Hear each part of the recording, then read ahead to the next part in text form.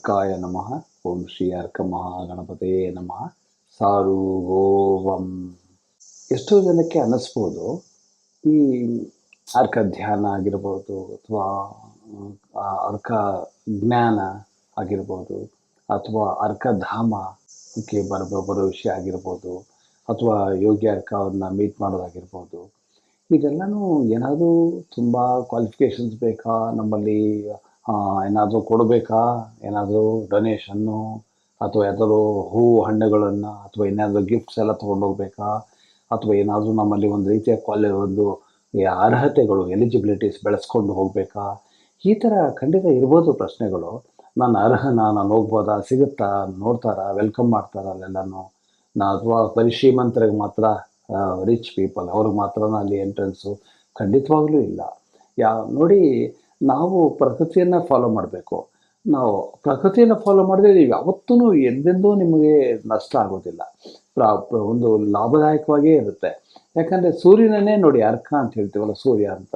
ಈ ಸೂರ್ಯ ಎಲ್ಲರ ಮೇಲೂ ಎಷ್ಟು ಸಮನಾಗಿ ಬೆಳಕು ಕೊಡ್ತಾನಲ್ವ, ಎಲ್ಲರ ಮೇಲೂ ಅಷ್ಟೇ, ಯಾವ ಭೇದ ಭಾವನೂ ಇಲ್ಲ, ಎಲ್ರಿಗೂ ಆಕ್ಸೆಸಿಬಿಲಿಟಿ ಅಲ್ವಾ. ಸೊ ಹಾಗೇನೆ ನಾವೊಂದು ಗಾಡಿನೂ ಅಷ್ಟೇ, ಎಲ್ಲರಿಗೂ ಆಕ್ಸೆಸಿಬಿಲಿಟಿ ಇದೆ ಗಾಡಿ ಅಲ್ವಾ. ಅದು ಏನೋ ಅದನ್ನು ಬಿಸ್ನೆಸ್ ಮಾಡ್ತಾರೆ ಏನೋ ಗೊತ್ತಿಲ್ಲ, ಹಿಡ್ಕೊಂಡು ನಮ್ಮ ಗಾಳಿ ಜಾಸ್ತಿ ಬರಬಾರ್ದು ಅಂತ ಗೊತ್ತಿಲ್ಲ ಬಿಸ್ನೆಸ್ ಪೀಪಲ್ಲು. ಬಟ್ ನಾವು ಅದಕ್ಕೆ ಅವಕಾಶ ಆ ಥರ ಅಷ್ಟು ಕೊಡಬಾರ್ದು. ಇರಲಿ, ಏನು ಅಂತಂದರೆ, ಈಗ ಆ ರೀತಿ ಪ್ರಕೃತಿಯನ್ನು ಫಾಲೋ ಮಾಡಬೇಕು. ಹಾಗೆ ಇರಬೇಕಾದ್ರೆ ಈ ಒಂದು ಗುಡ್ ವಿಷಸ್ ಹೇಳಬೇಕು ಯಾರಿಗಾದರೂ ಅಂದರೆ, ನಿಮ್ಗೆ ಅವ್ರ ಪರ್ಮಿಷನ್ ಬೇಕಾ ಅಲ್ವಾ. ಒಬ್ಬರ ಬಗ್ಗೆ ಒಳ್ಳೇದು ಆಲೋಚನೆ ಮಾಡಬೇಕು ನೀವು ಅಂದರೆ ಖಂಡಿತ ಅವ್ರ ಪರ್ಮಿಷನ್ ಬೇಕಾಗಿಲ್ಲ. ಹಾಗೆ ನಮಗೆ ತುಂಬ ಫಂಡಮೆಂಟಲಿ ನಮಗೆ ಹಕ್ಕಿದೆ, ನಮ್ಮದು ಎಲ್ಲನೂ ನಮ್ಮವರು ಅನ್ನೋ ಭಾವನೆ ಬಂದುಬಿಟ್ರೆ ಯಾವುದು ಏನು ಸಮಸ್ಯೆಗಳೇ ಇಲ್ಲ, ಯಾವ ಬಾರ್ಡರ್ಸು ಇಲ್ಲ, ಭೇದ ಭಾವ ಇಲ್ಲ. ಹಾಗೆಯೇ ಇಲ್ಲಿ ಗೆಟಿಂಗ್ ಬ್ಯಾಕ್ ಟು ಇಲ್ಲೇನು ಅಂದರೆ, ಸೊ ಇಲ್ಲಿ ಬರಬೇಕು ಅಂದರೆ ಯಾವುದೇ ಒಂದು ಕಂಡೀಷನ್ಸ್ ಖಂಡಿತ ಇಲ್ಲ. ಅವ್ರು ಬರ್ಬೋದು, ಇಲ್ಲಿ ಓಡಾಡ್ಬೋದು, ಶಾಂತಿಯಿಂದ ಕುಳಿತುಕೋಬೋದು, ಧ್ಯಾನ ಮಾಡ್ಬೋದು, ಚರ್ಚೆ ಮಾಡ್ಬೋದು, ಒಂದು ಗಣೇಶನ ದೇವಸ್ಥಾನ ಇದೆ ಅಲ್ಲೆಲ್ಲ ಹೋಗಿ ಓಡಾಡ್ಬೋದು ಅಲ್ಲಿ. ಮತ್ತು ನಾನೇನಾದರೂ ಇದ್ದರೆ ಅಲ್ಲಿ ನಾನು ಭೇಟಿ ಮಾಡ್ಬೋದು, ವಿಚಾರ ವಿನಿಮಯವನ್ನು ಮಾಡ್ಕೊಳ್ಬೋದು. ಹಾಗೆ ಇದು ಯಾವುದೇ ರೀತಿಯ ಬಂಧನಗಳಿಲ್ಲ ಇಲ್ಲಿ. ಅದಕ್ಕೋಸ್ಕರ ಜನ ತುಂಬ ಇಷ್ಟಪಡ್ತಾರೆ ಅರ್ಕಧಾಮಕ್ಕೆ ಹೋಗಬೇಕು ಅಂತ. ಯಾಕಂದರೆ ಬಂದಾಗ ಅದೇನೋ ಎಕ್ಸ್ಪೀರಿಯೆನ್ಸ್ ಆಗತ್ತೆ ದೇವರಿಗೆ.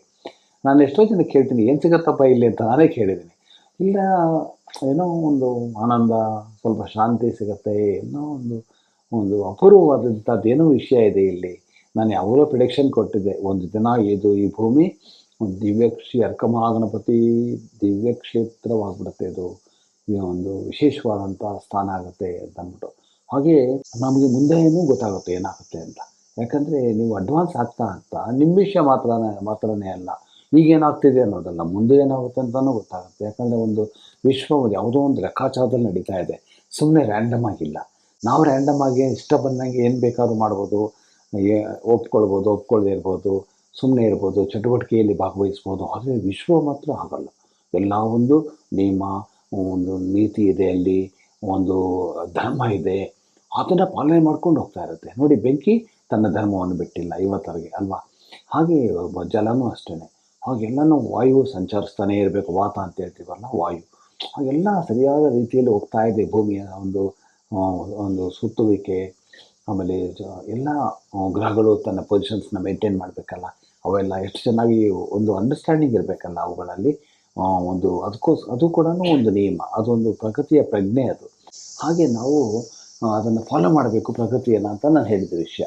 ಹಾಗೆ ನಾವು ಫಾಲೋ ಮಾಡ್ತಾ ಇರೋದೇನು ಅಂದರೆ, ಅರ್ಕಧಾಮದಲ್ಲಿ ಅದೇ ರೀತಿಯೇ ಎಲ್ಲ ಓಪನ್, ಯಾರು ಬೇಕಾದರೂ ಬಂದು ಆ್ಯಕ್ಸೆಸ್ ಮಾಡ್ಬೋದು. ಇಲ್ಲಿ ಅವರು ಪ್ರಯೋಜನ ಪಡ್ಕೊಳ್ಬೋದು, ಈ ಗ್ರಂಥಗಳನ್ನಾಗಿರ್ಬೋದು ಬರೆದಿರೋದು, ಅಥವಾ ನನ್ನ ನುಡಿಗಳಾಗಿರ್ಬೋದು, ಅಥವಾ ಸ್ಥಳಕ್ಕೆ ಬಂದು ಇಲ್ಲಿ ಭೇಟಿ ಮಾಡೋದಾಗಿರ್ಬೋದು, ಎಲ್ಲ ಚರ್ಚೆ ಮಾಡೋದಾಗಿರ್ಬೋದು, ಎಲ್ಲ ವಿಷಯದಲ್ಲೂ ಕೂಡ ಬೆನಿಫಿಟ್ ಸಿಗುತ್ತೆ ಅವರು.